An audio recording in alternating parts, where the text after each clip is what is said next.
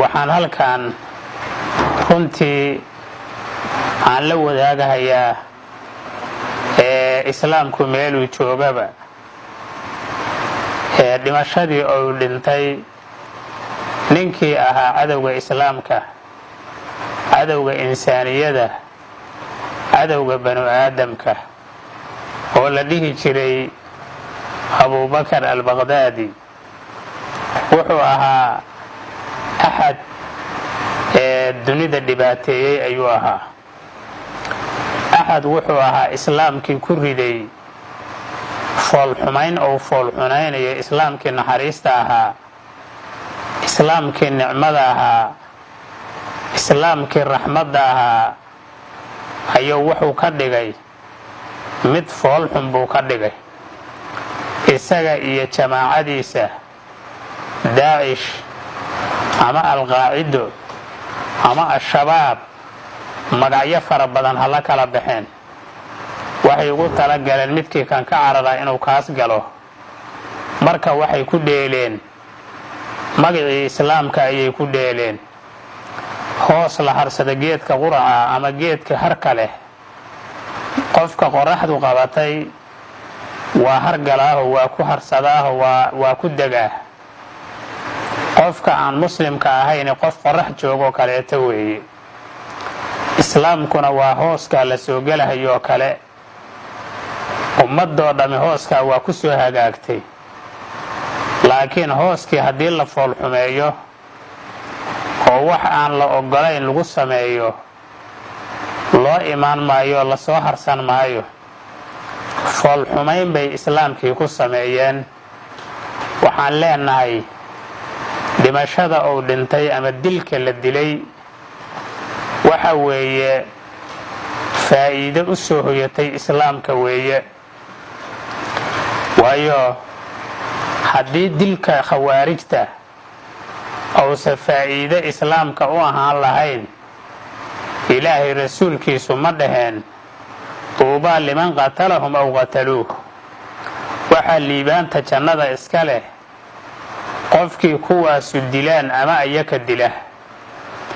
marka qofkii ayaku ay dilaan faa'iidow la kulmo shahaadow helay oo jannadii inuu helahayaa nebigu calayhi salaatu wasalaam u ballan qaaday. qofkii ayaka dila oo gacantooda aan ku dhimanna asagana jannaa loo ballan qaaday. marka kay waxgaarsiiyaan iyo kii waxgaarsiiyaaba waa faa'iideen.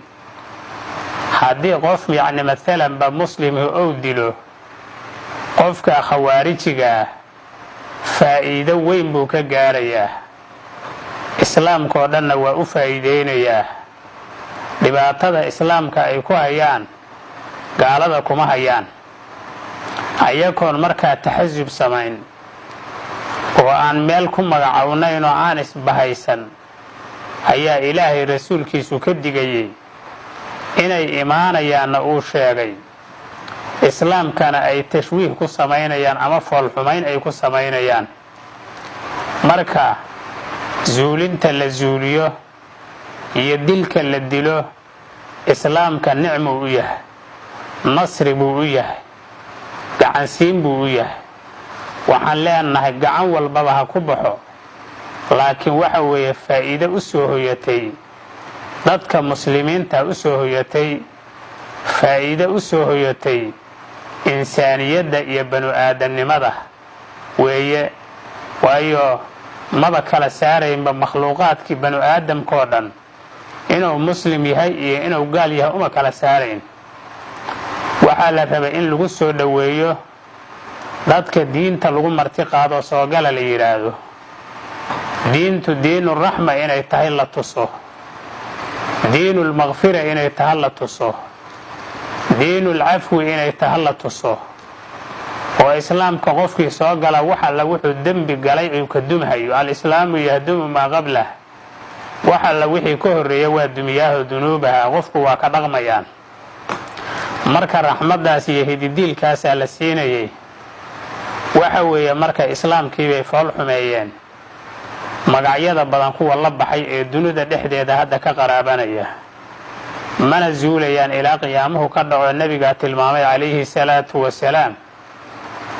waana la ysku imtixaanayaa. qolada guulaysatay waa qolada la dagaalamaysa ee muslimiinta weeye, ee gacantooda ku baabi'inaya, ayakuna ay dilahayaan waa kuwaas weeye. marka waxaan leenahay shahaadada wanaagsan oo khayrka badan oo bishaarada wadata nebigu uu ku bishaareeyey, ilaahay hana siiya ayaan leenahay.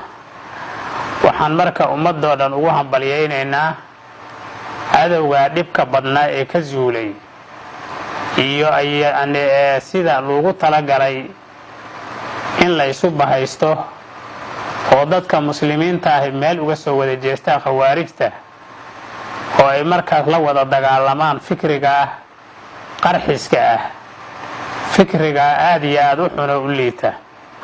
marka asagaasna waxaan leeyahay caawa waa nicmo u soo hoyatay islaamka weeye baan leeyahay, nicmo u soo hoyatay insaaniyadda, faa'iido u soo hoyatay banu aadamnimada weeye. ilaahay waxaan ka baryaynaa subxaanahu wa tacaala nasri iyo qalabo iyo nicmoba ilaahay inuuna siiyaan ilaahay ka baryaynaa.